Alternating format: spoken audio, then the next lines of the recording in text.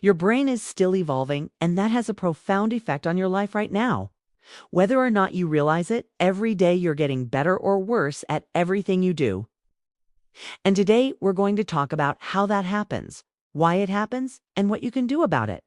So here's the deal. Your brain is made of neurons.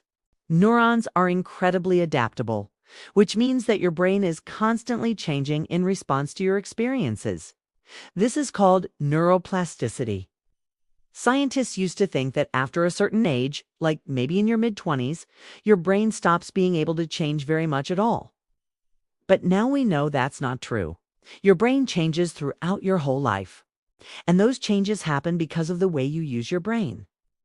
Every time you think about something, you strengthen the connections between the neurons that carry that thought.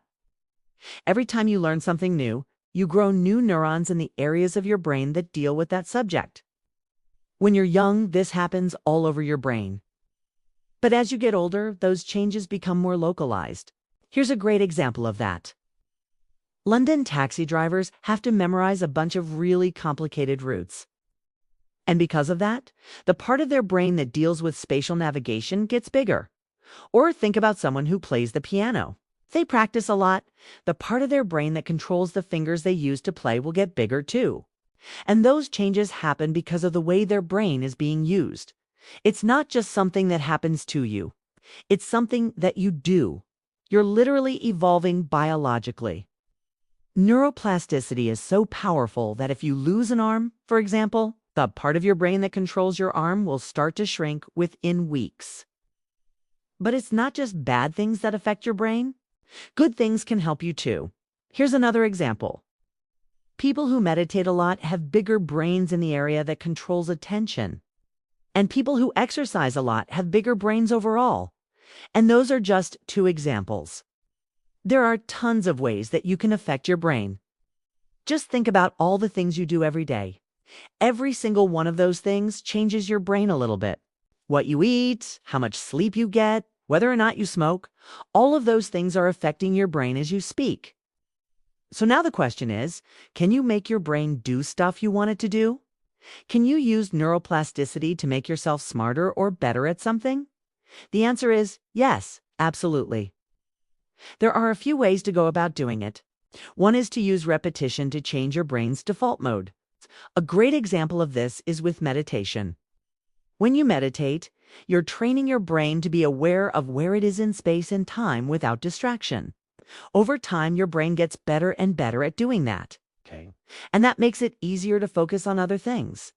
So when you're meditating, you're changing your brain's default mode.